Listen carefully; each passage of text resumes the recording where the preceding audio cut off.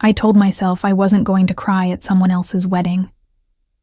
I managed to keep that promise for exactly 47 minutes, until the bride threw her bouquet and every woman in the room lurched forward with outstretched hands and hungry smiles, and I pressed myself against the wall near the kitchen entrance, a tray of champagne flutes balanced on my palm, invisible in the way only a catering waitress can be invisible.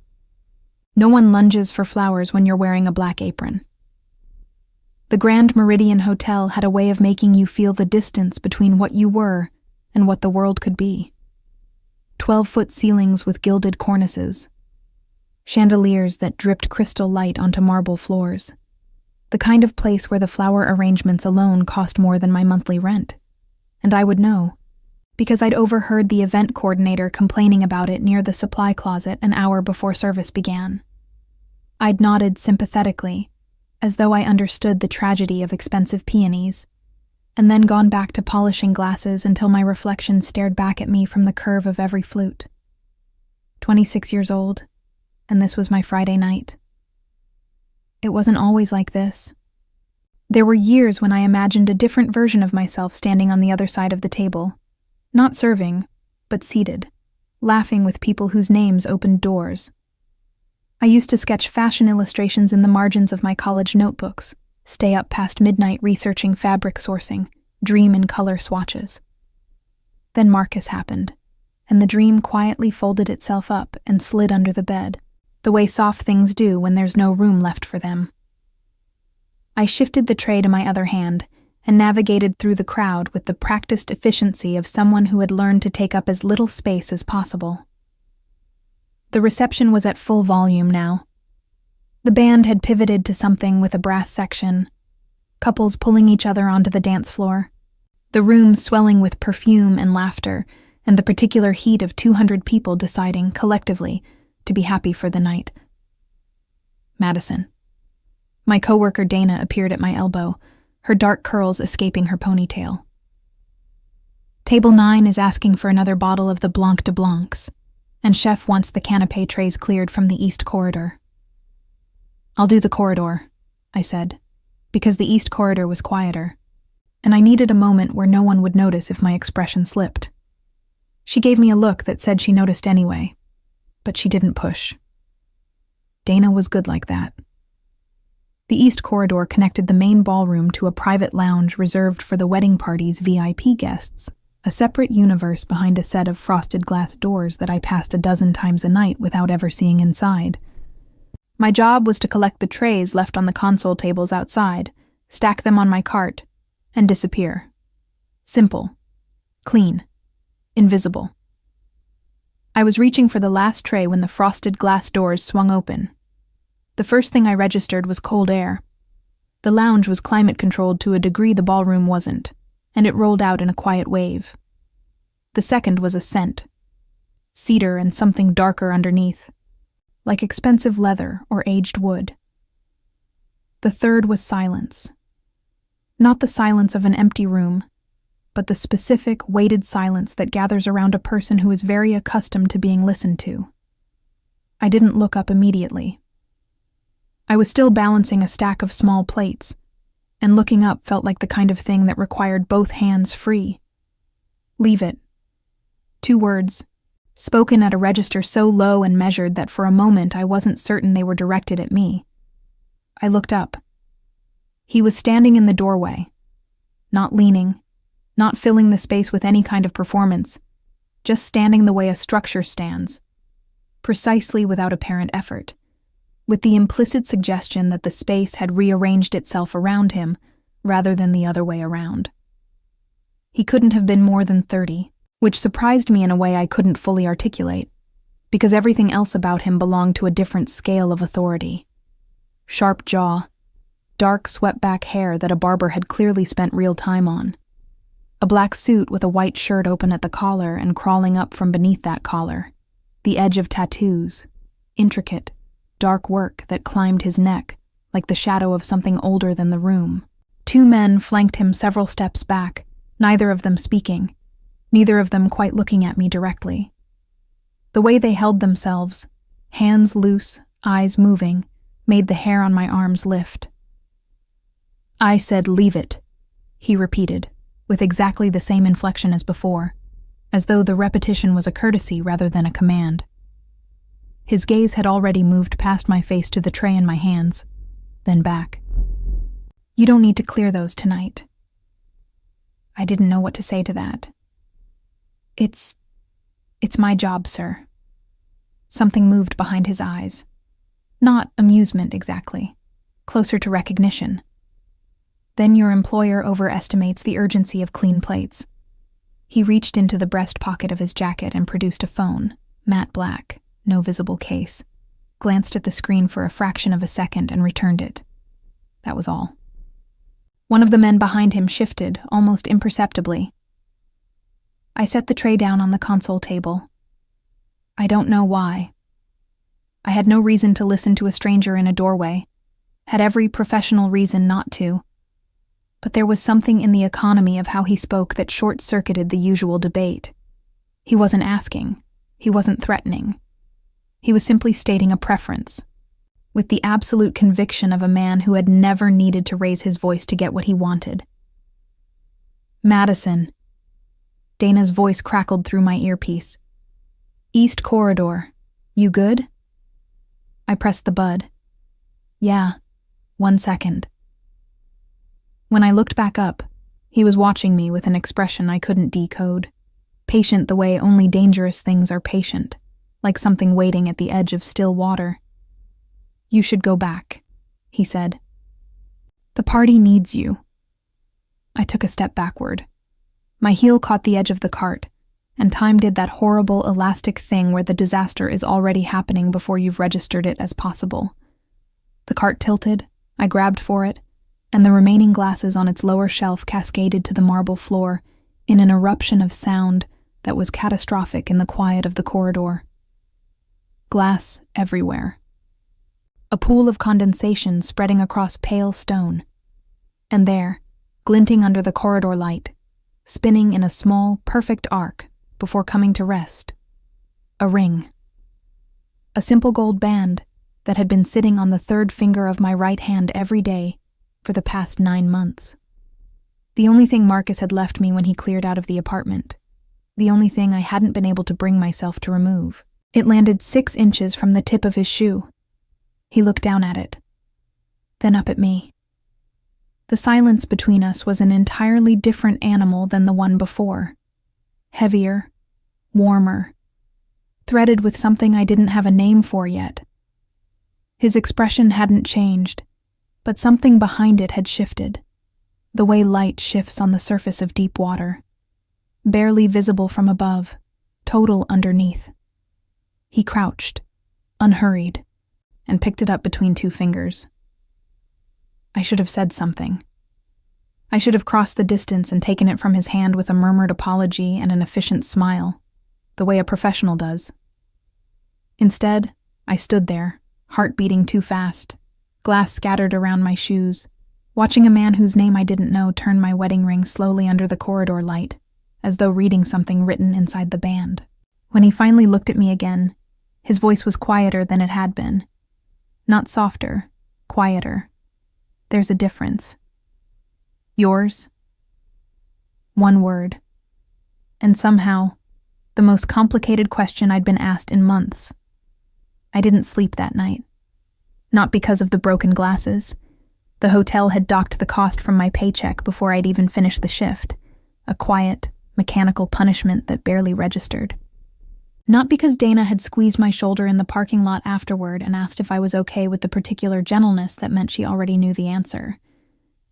Not even because I'd taken the long route home, walking 3 extra blocks in the cold just to delay the moment of unlocking the apartment door and being greeted by the specific silence of a space that used to hold 2 people.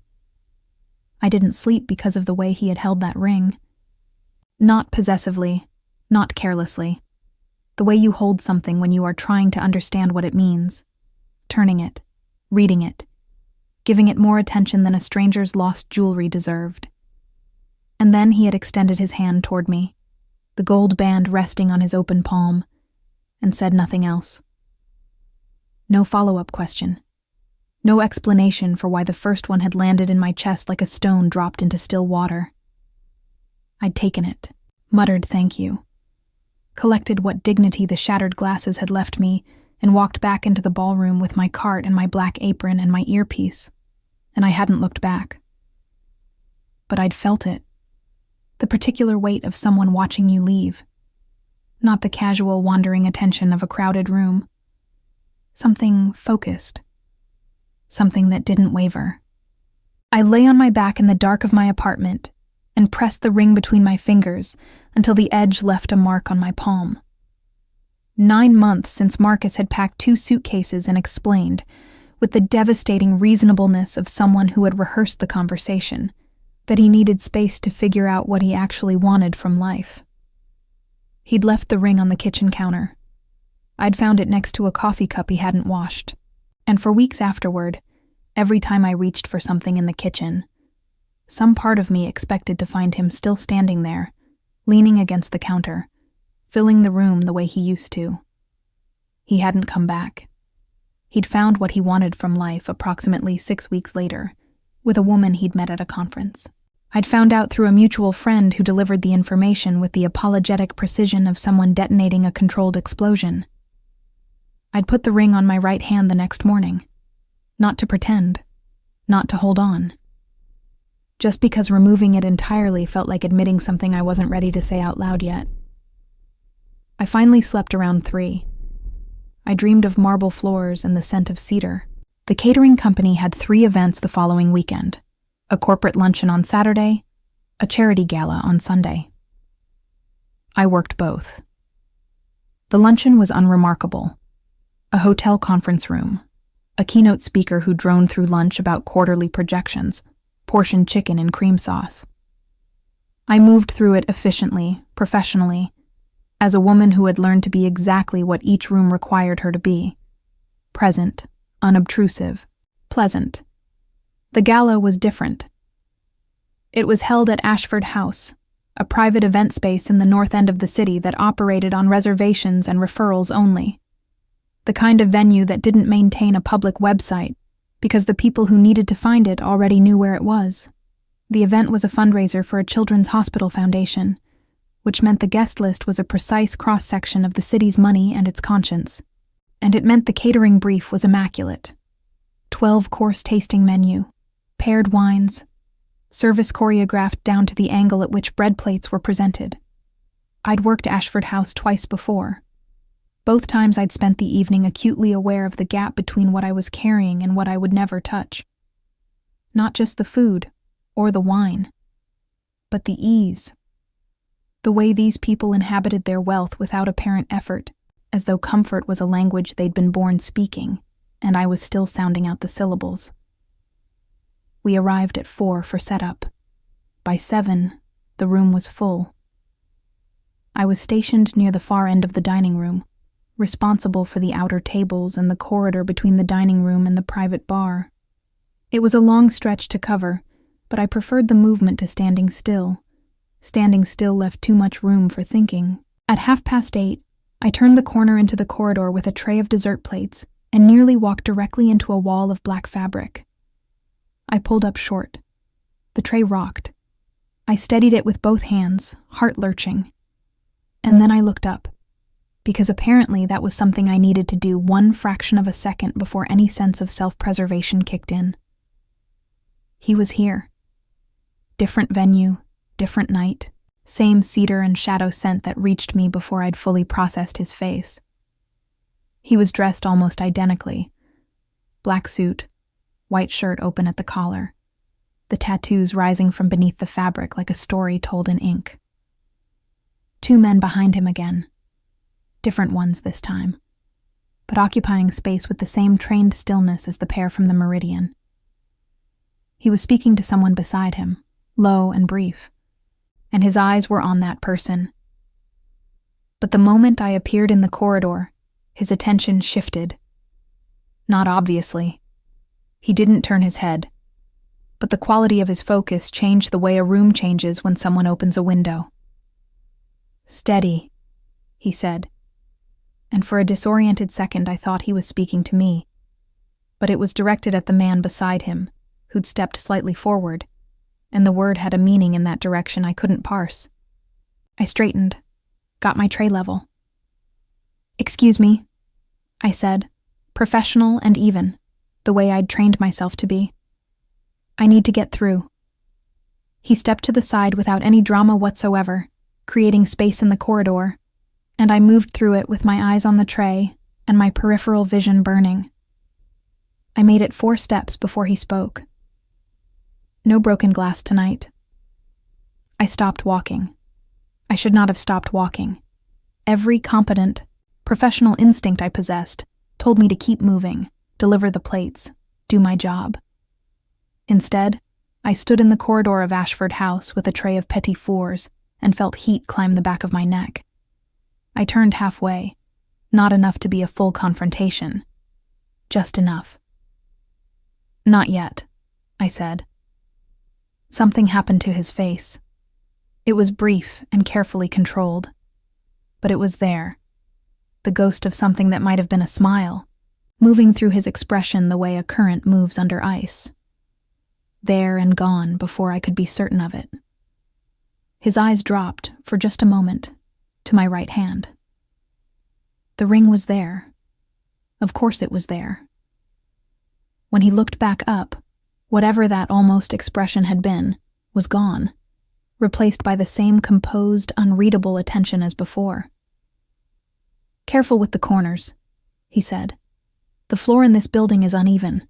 Then he turned and walked away, back toward the private bar, and his men fell into formation around him with the seamless efficiency of people who had done this 10,000 times. And I stood in the corridor with dessert plates going cold on my tray, and the absolute, irrational certainty that nothing about these 2 encounters had been accidental. I delivered the plates. I did not drop anything. But for the rest of the night, every time I entered the corridor, I was aware of exactly where in the room he was. The way you're aware of a fire in a building, not because you're looking at it, but because your body has already decided it needs to know. At 10:30, I was collecting empty glasses near the private bar entrance when I overheard 2 men in dark suits speaking in low voices just inside the door. Shin confirmed the meeting for Tuesday. The Nakamura situation is resolved. Mr. Kwan wants the contracts moved before end of month. Mr. Kwan. I filed it away without meaning to, the way you file things you overhear when you are professionally invisible. Reflexively, without intent, the information sitting in the back of my mind like a footnote to a document I'd never meant to read. I picked up my tray and walked away. But as I passed the far end of the bar, I felt it again, that specific, focused weight. I didn't turn around this time. I kept walking, shoulders straight, tray balanced. At the door to the kitchen, I finally exhaled. Behind me, from somewhere in the warm light of the room, I heard a man say something in Korean. One of his men responded. And then there was a pause, pointed, deliberate. And in that pause, I could have sworn the air pressure in the room changed. I pushed through the kitchen door and didn't look back. But his name was already inside me now, warm and foreign and far more dangerous than a ring on a marble floor. Kwon Minho. And something in the way the men around him said it told me that in certain parts of this city, that name was not spoken lightly. I learned his name on a Sunday. By Wednesday, I understood what it meant. Not because I searched for it. I want to be clear about that. I'm not the kind of person who chases danger with both hands open, who mistakes a sharp edge for something worth touching. I found out the way you find out most things you weren't meant to know. By accident, in pieces.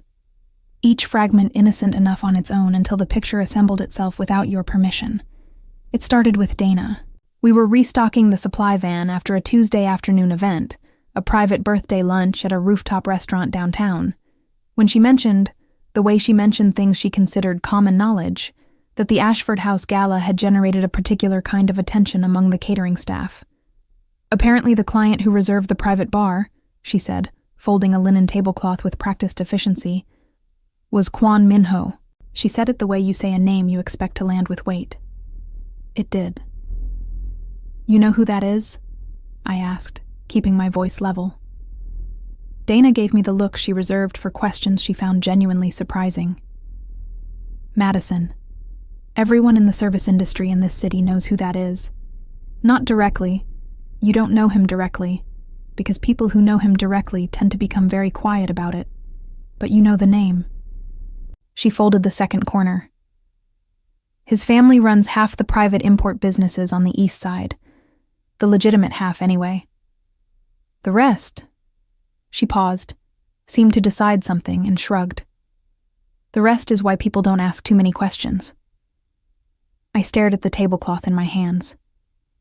He's been in the city for about 2 years, Dana continued, because once she started a thread, she followed it to the end.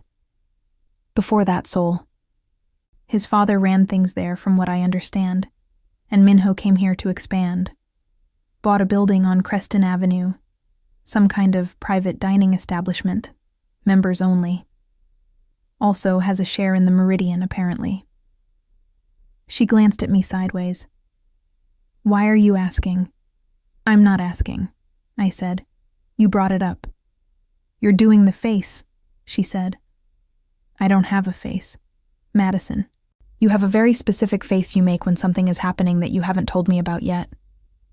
I handed her the tablecloth. Help me with the glassware. She let it go, because that was the agreement we had. She noticed everything and respected the right to silence. But for the rest of the afternoon, I felt the weight of what she hadn't pushed me to say, sitting between us like a third person in the van. That night, alone in my apartment, I stood at my kitchen window and looked at the street below and allowed myself, for the first time, to acknowledge what I already knew. He had been at the Meridian. He had a share in the Meridian. He had been at Ashford House, which operated on referrals. 2 encounters in 2 weekends, in venues where I happened to be working, in a city large enough that coincidence should have felt more plausible than it did. I pressed my palm flat against the cold glass of the window and told myself I was constructing something from nothing. That beautiful, dangerous men did not involve themselves with catering waitresses for reasons beyond inconvenient corridor traffic. That the way he'd looked at my ring meant nothing. A momentary curiosity, a flicker of attention, nothing more. I told myself all of this carefully and thoroughly, and then I went to bed and dreamed of cedar and marble again. The call came Thursday morning, from a number I didn't recognize. I almost didn't answer. I was running late. The coffee maker had decided to express its age by producing something closer to warm brown water than actual coffee, and I was standing in the kitchen in my uniform, calculating whether I had time to stop somewhere on the way to the first event. When the phone lit up on the counter, I answered on the 4th ring. Ms. Madison Carter? A man's voice, professional and neutral, the cadence of someone trained in discretion. Yes. My name is Jin. I'm calling on behalf of Mr. Kwon Minho. He'd like to extend an invitation for lunch today, at Creston House, 1 o'clock. Transportation will be arranged from your address. The coffee maker dripped sadly into an empty pot. How do you have my address? I said. A beat. Mr. Kwon was thorough in his preparations. That should have frightened me more than it did. Perhaps it did frighten me, and I was simply too tired to let it reach the surface. Or perhaps, somewhere beneath the exhaustion and the practicality and the 9 months of learning to need nothing from anyone, a door I'd assumed was permanently closed had developed a crack, and the cold air coming through it felt less like danger than like weather. Something real, something that had temperature and direction. I have work, I said. Your shift begins at 3, Jin said. You'd be back in time. I set down my coffee cup very carefully on the counter. 1 o'clock, I repeated. The car will be outside at 12:45. I hung up, stood in my kitchen for a long moment, and then went to find a better shirt. Creston House was not what I expected, which meant I'd expected wrong. I'd imagined something performatively opulent, the kind of place that announced its own exclusivity, the way insecure people announce their credentials.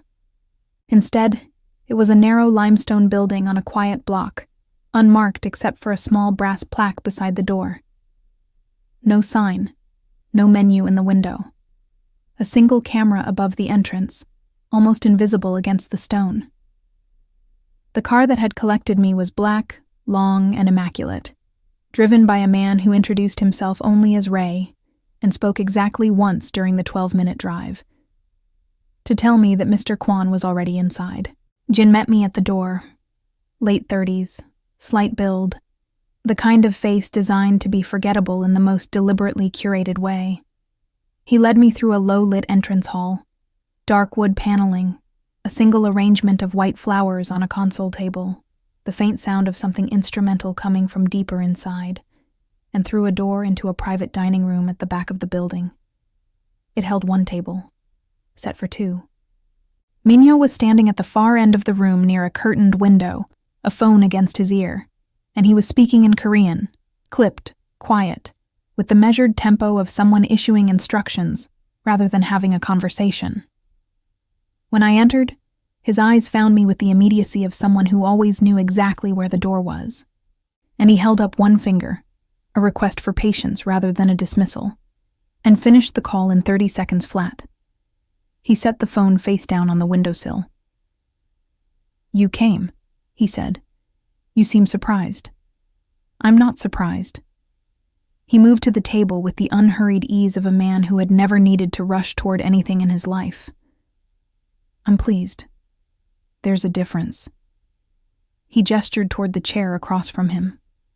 "Sit, please, please." As though the word were a formality he'd learned to include without particularly requiring it. I sat. He sat. The room felt smaller with both of us inside it. For a moment he simply looked at me across the table, not the way men sometimes look at women, cataloging and assessing, but the way someone looks at a problem they find genuinely interesting, something to be understood rather than solved. "You know who I am," he said. It wasn't a question. "I know your name. And what it means in this city." I held his gaze. Some version of it. Something shifted in his jaw, not quite tension, more like the recognition of an honest answer. He reached for the water glass and his shirt cuff pulled back slightly, revealing the lower edge of a tattoo that ran along his inner forearm. Geometric and dark. Precise. I looked away. "I want to know about the ring," he said. The directness of it landed like a flat stone on water. No warning, no ripple before impact. "That's why you invited me to lunch," I said. "To ask about my ring." "Partly." He set down the glass. "Mostly I wanted to see if you'd come. As a test. As information." His voice was entirely calm. "Everything is information, Miss Carter. The ring is information. The fact that you're wearing it on your right hand is information. The fact that you picked it up off the floor yourself, before you let me hand it to you, is information." He paused. "You're not married." "No." "But you were." "Almost," I said.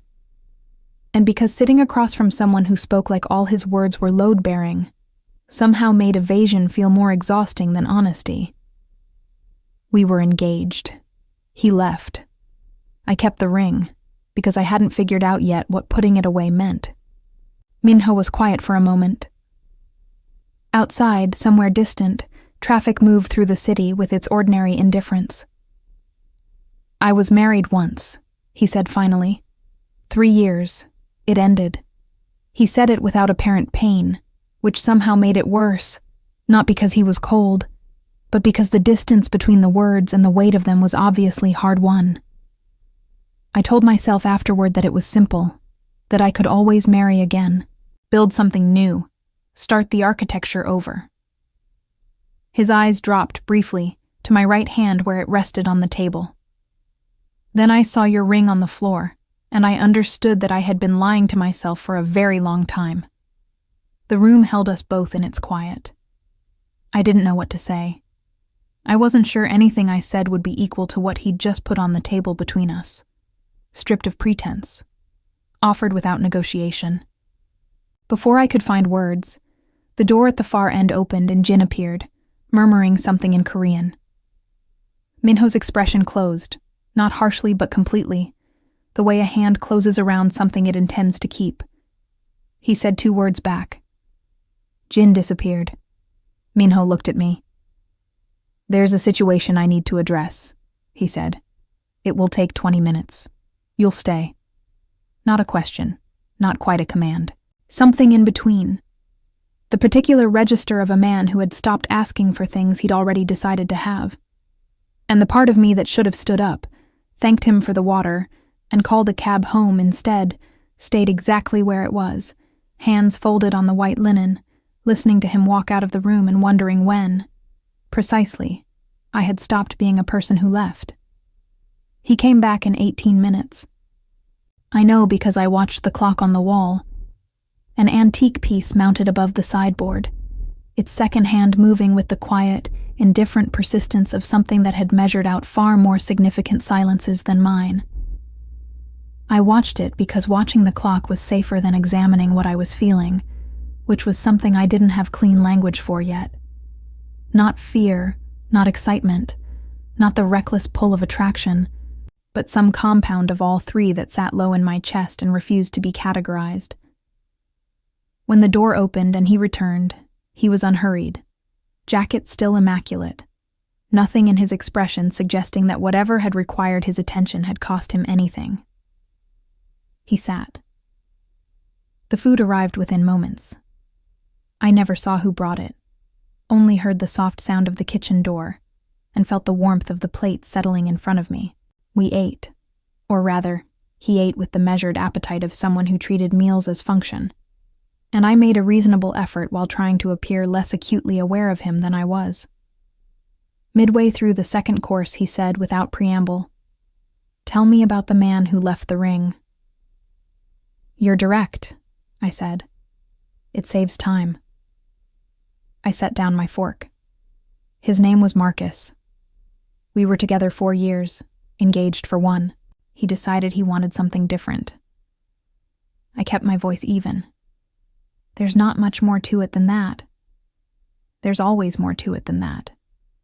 Maybe, but that's the version I've made peace with. He looked at me steadily. "Have you?" I picked my fork back up. "Working on it." That almost expression crossed his face again, the ghost of something warmer than his default setting, there and retreating before I could hold it still. He lifted his wine glass, considered it, set it back down without drinking.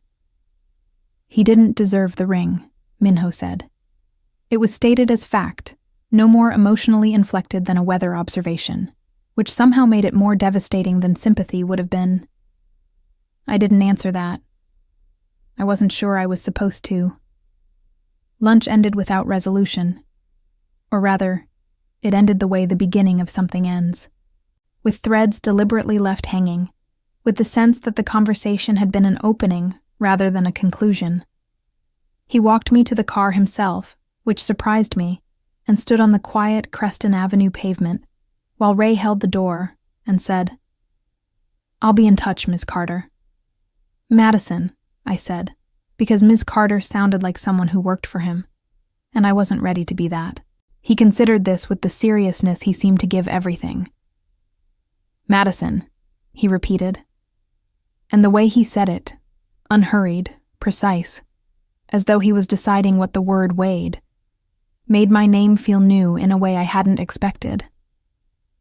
I got in the car. I didn't watch him from the window as we pulled away, which was the most discipline I had exercised in recent memory. That evening, I worked a corporate dinner in the financial district and moved through the room on autopilot, my hands performing their practiced efficiency, while my mind stayed back in a limestone building on a quiet block, turning over the things he'd said with the careful attention you give to objects that might be fragile. I could always marry again. That's what he'd said. And then, I had been lying to myself for a very long time. He was in touch 3 days later. Not a phone call this time. A message, from the same unknown number, brief enough that I read it twice to confirm I hadn't missed anything. Sunday. There's a garden behind the Creston building. 10 o'clock. M. I stood in my apartment hallway in my coat, keys in hand, about to leave for a morning shift, and read it a third time. No question mark. No, if you'd like or if you're free. Just the information, delivered with the same quiet assurance as everything else about him. The implicit understanding that the invitation was sufficient, and the response was a formality. I should have minded that. I was a grown woman with functional self-determination, and a reasonable allergy to being managed. I had spent 9 months reconstructing a version of myself that didn't require anyone else's architecture to stand upright. I typed back, "I'll be there." Sent it before I could revise it into something more guarded. The garden was walled, unexpected, tucked behind the building like a private secret the street didn't know about. Stone paths between raised beds of late-season herbs, a wrought iron bench along the far wall. The city sounds muffled to a low murmur by the old brick. He was already there when Jin led me through the back door, standing near the bench, no jacket this time, just the white shirt and dark vest from the suit, and the tattoos more visible at this distance, covering his hands as well. A complete geography of ink that I found myself wanting to read. One of his men stood near the garden door, hands folded, positioned with the practiced invisibility of someone whose job was to make the space feel private without ever actually leaving it. I'd grown accustomed to their presence the way you grow accustomed to a building's structural elements, aware they were load-bearing without needing to examine them closely. "You're punctual," he said. "You're specific about times," I said. He almost smiled. We sat on the bench with several inches of considered distance between us, and the late morning sun came through the gaps in the wall in long, angled bars of gold that fell across the stone paths and made the whole space feel suspended from the ordinary progression of days. We talked for 2 hours. Not about his world, not directly, not with any of the specifics that would have required me to decide something about them. He asked me about my illustrations, which surprised me because I hadn't mentioned them. When I raised an eyebrow, he said without apology, I was thorough. And I realized that thorough, for him, meant something significantly more comprehensive than a Google search. The thought should have alarmed me more than it did. Mostly it alarmed me that it didn't. I told him about the fashion work anyway, the years of sketching, the designs I'd built in my head during long catering shifts, the small portfolio I kept in a drawer because pulling it out felt like inviting disappointment. He listened the way he did everything, with his full attention, no performance of interest, just genuine focus that made me feel, uncomfortably, like the most interesting object in any room. In return, he offered things in careful portions, his years in Seoul, his father's expectations, the specific loneliness of inheriting a world you hadn't chosen. He spoke about his ex-wife once, briefly, with the measured distance of someone who had done significant work on the subject. They'd married young, grown into different people, separated without cruelty. She wanted ordinary, he said. I couldn't give her that. He said it without resentment, just acknowledgement. Can you give anyone ordinary? I asked. The question sat between us for a moment. No, he said, but I stopped pretending that was a flaw. The shift happened gradually, then completely, the way seasons change. Invisible for weeks, and then, one morning, undeniable. He began appearing at the edges of my life with the subtle, persistent patience of someone rearranging a room 1 inch at a time, careful enough that you might not notice until you turned around and found everything different. A car outside my building on a Tuesday morning when my shift started at 7 and the bus route was unpredictable. A message on an afternoon when I'd mentioned the week before, casually, that I had a few hours free.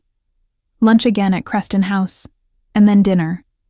And then an evening in the garden with takeout containers from a restaurant in Koreatown that tasted like something assembled with genuine care. He never asked to come to my apartment. He never pushed past whatever boundary the inches between us on the bench represented. But the space around me began to feel, quietly and without my full consent, like somewhere he had decided to be. And I began to understand that the protection he extended was not incidental. The first time I noticed it clearly was a Friday evening, leaving a late event at the Meridian, the same venue where we'd first crossed paths, which felt meaningful in a way I couldn't articulate. It was past 11, and I was walking to my car in the hotel's lower parking structure, and I had the distinct prickling sensation of being watched that every woman learns to read like a second language. I turned. Nothing visible. But near the structure's entrance, a dark car idled that hadn't been there when I'd arrived. As I pulled out onto the street, it pulled out 3 cars behind me and stayed there, steady and unobtrusive, all the way to my block, where it stopped as I turned into my parking space. I sat in my car for a moment. Then I texted him. "Was that one of yours?" The response came in under a minute. "Yes, just that. No explanation, no apology, no request for permission." I stared at the screen. Part of me constructed the argument I should have made. About privacy, about consent, about the difference between protection and control. The argument was sound, and I believed all of it. I typed, "You could have told me." His response took longer this time. "If I told you, you would have argued with me about it, because you didn't ask." I know. A pause. Then, "Are you inside?" I looked up at my building, at the lit windows, at the perfectly ordinary street that looked, from this angle, exactly the same as it always had, except that somewhere in it, a man was waiting to know I was safe, and the knot in my chest that Marcus had left when he walked out was doing something I hadn't expected, not dissolving but shifting, making room. "Yes," I typed. "Good night, Minho." First time I'd used his name without the formality. I felt it the moment I sent it. "Good night, Madison." Then, after a beat, "Sleep well." 3 weeks later, everything that had been assembling itself in the background arrived at the surface at once. It began with a woman named Sarah. I encountered her at Creston House on a Thursday evening. Minho had asked me to meet him for dinner, and I arrived to find Jin at the entrance with an expression that communicated, through the specific economy of a professionally discreet face, that something had changed in the plan. He led me not to the private dining room, but to a small sitting room off the entrance hall, furnished with 2 chairs and a console table bearing a water carafe. Sarah was already in the room. She was Korean, perhaps 35, dressed with the severe elegance of someone who had learned to make her appearance a statement. Dark hair pulled back, a single pearl at each ear. She looked at me when I entered with an assessment so thorough and immediate that I felt it like a physical thing. "You must be Madison," she said. Her English was flawless and unhurried. "I've heard about you." I sat in the other chair because there was nothing else to do. "I'm sorry. Who are you?" "An old complication," she said, and smiled with only her mouth. "Minho and I were engaged 3 years ago, before things between our families became difficult." She folded her hands in her lap. "I thought you should know before he tells you his version." The water carafe sat between us, impassive and unhelpful. "Why are you telling me?" I said. Her smile didn't move. "Because I'm going to be in this city for 6 weeks, Madison, and because Minho has never looked at anyone the way Jin tells me he looks at you." She tilted her head very slightly. "That makes you relevant to a situation I've not finished navigating." The door opened. Minho stood in the frame. He took in the room. Me, Sarah, the arrangement of it, in approximately 1 second, and what crossed his face in that second was the first time I had seen him come close to losing composure. It lasted a fraction of a moment before the control returned, absolute and seamless. But I had seen it. And in it, for the first time, I understood that whatever I had come to mean to him was real enough to frighten him. He said one word to Sarah, in Korean, that I didn't understand. Her expression didn't change. Then he looked at me, and his voice, when he spoke, was the quietest I'd ever heard it. Madison. Just my name, but the weight he put into it, the thing beneath it, the thing he wasn't yet saying, pressed against my sternum like a hand on a door. And for the first time since he'd picked up my ring from a marble floor, I had absolutely no idea what came next. Nobody moved for what felt like a very long time. The sitting room held all three of us in its careful quiet. The water carafe, the two chairs, the console table, the weight of everything unsaid pressing against the walls, like something that needed more space than the room could offer. Sarah sat with her hands folded, and her expression arranged into the kind of patience that is indistinguishable from strategy. Minho stood in the doorway with his hand still on the frame, and his eyes were on me with an intensity that made the rest of the room feel peripheral. "Give us a moment," he said, and it took me a beat to understand he was speaking to Sarah. She rose without argument, which told me something about the specific architecture of whatever had existed between them, the way certain habits of deference outlast the relationships that built them.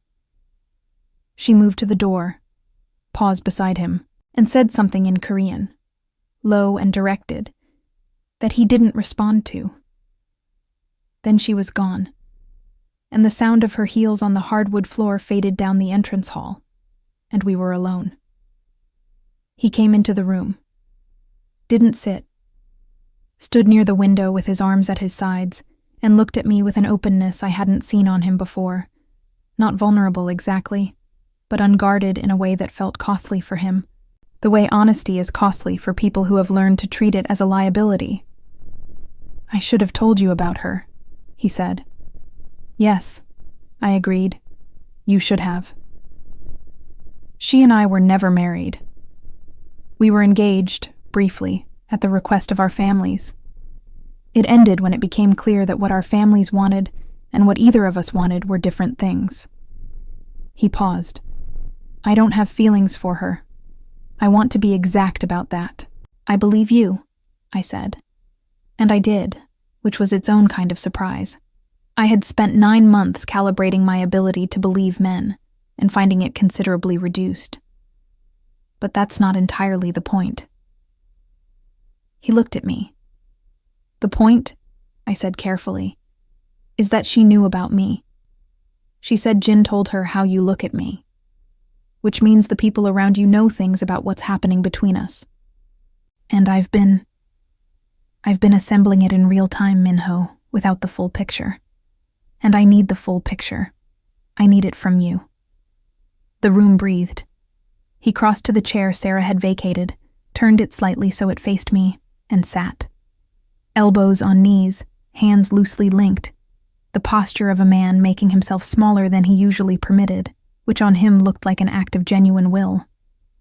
"My family in Seoul wants me to resolve the situation with Sarah's family," he said.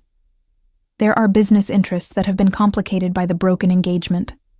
Her father holds contracts that intersect with operations here. Coming to the city was partly her way of reopening that conversation." He held my gaze steadily. "I had no knowledge she was coming until 2 days ago. I didn't tell you because I was determining how to end it before it became something you needed to carry." "I don't need you to carry things for me," I said. "I know that." Something in his voice shifted.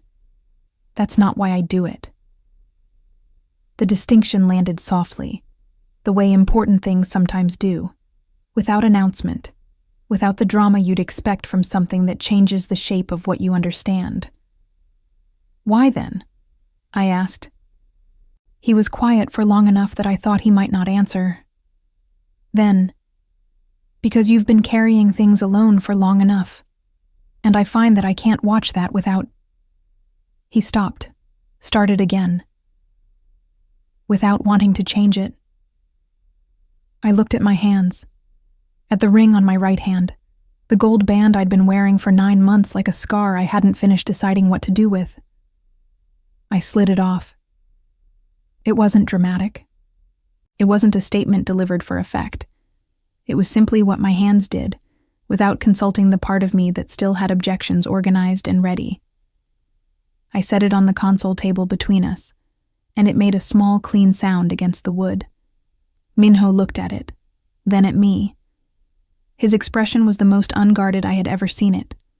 Not soft, because soft wasn't a register he operated in naturally, but open. Exposed in the way that only people who almost never allow it can be exposed. "That's not something you should do for me," he said quietly. "It's not for you," I said. "It's for me. I should have done it months ago." I paused. "But you should know. I'm not simple, Minho. I'm not easy. I have the remnants of a disaster in my immediate past. And I'm a woman who carries trays for a living while dreaming about something she hasn't found the courage to build yet. And your world is something I don't fully understand. And some of what I do understand frightens me." "I know," he said. "And you still—" "Yes," he said, simply, without qualification. He dealt with Sarah the following week. I wasn't present for it, and he didn't give me a detailed account, which I had decided to accept as the terms of existing alongside someone whose world operated on a different level of disclosure than ordinary life. What he did tell me was this.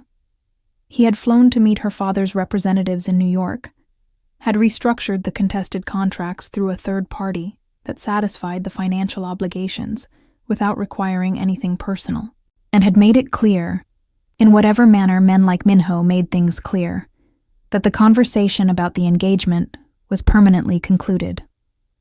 Sarah left the city on a Thursday. Jin told me, not Minho, and I suspected that was intentional. His way of letting me receive the information without having to watch him deliver it, which was, I had come to understand, a form of consideration particular to him. The morning after Sarah's departure, I was at my kitchen table with my sketchbook open for the first time in almost a year. I don't know what prompted it. Perhaps it was the ring no longer on my finger, the slight unfamiliar lightness of that hand. Perhaps it was something he'd said in the garden weeks before, about the portfolio in my drawer. Perhaps it was simply that some things wait until the weight on top of them is lifted. I drew for 3 hours without stopping. What followed was not simple.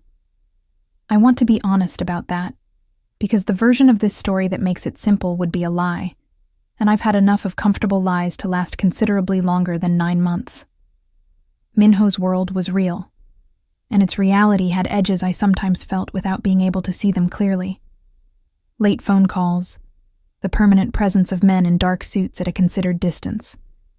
Conversations that stopped when I entered a room, the occasional afternoon when he was unreachable for hours, and then reappeared without explanation, his composure intact, and something behind it that he had clearly decided I didn't need to see. I learned to read the difference between what he was protecting me from and what he was hiding from me, and to say clearly when I couldn't tell which was which. Those conversations were not easy. He was not naturally given to being questioned. I was not naturally given to letting things pass. We argued twice in the first month. Once about the car outside my building that I hadn't known was there, again, and once about a decision he'd made involving my lease, which I discovered had been quietly renewed at a rate significantly below market without my knowledge or consent. That second conversation was extended and specific, and by the end of it, his jaw was set, and I was standing in his kitchen at Creston House with my arms crossed and my voice level, and he was looking at me with the expression of a man who was experiencing something new and finding it unexpectedly bearable. "You're not going to simply accept things," he said. It wasn't an accusation. "I told you I wasn't easy," I said. "You did." A pause. "I find I don't want easy." We were better after that. More honest. The way things that have been tested honestly become stronger at the break. He stopped managing my circumstances without telling me. I stopped pretending I hadn't noticed when he did. It was an ongoing negotiation, imperfect and real, and nothing like the simple architecture of the life I'd had with Marcus, which had been easy right up until the moment it collapsed. 6 months after a gold ring spun across a marble floor and landed at the foot of a man I hadn't yet learned to be afraid of, I stood in a studio space on the 4th floor of a building near the Arts District and looked at my name, stenciled on the door in clean, black letters. Madison Carter Design Studio. The space was small. One large room with north-facing windows, and the kind of good bones that make a room feel workable regardless of what's in it. 3 months before, I'd shown Minho the portfolio from the drawer. He'd looked at every page with the thorough attention he gave everything, and when he'd finished, he'd set it down on the table between us and said, "What do you need to start?" I'd told him, "Materials, equipment, a space, time. The space I can help with," he'd said. "The rest is yours." He hadn't funded it, which he'd offered to do and I'd declined. That particular boundary mattered to me, mattered to the version of myself I was trying to build, and he had understood that with a speed that suggested he'd been expecting it. What he had done was connected me with the building's owner, a man who owed Minho a favor of indeterminate vintage, and negotiated a lease that was fair and clean and entirely mine to sign. Dana came to the opening, the first person through the door, with flowers from the market down the street and the look of someone who had seen this coming longer than I had. She walked through the space touching things lightly, the cutting table, the bolts of fabric stacked along one wall, the sketches pinned above the drafting board. And then she turned and said, "There you are. The way you say it when someone has finally found their way back from somewhere they'd been lost." Minho arrived last. He came alone, which was unusual enough that it registered.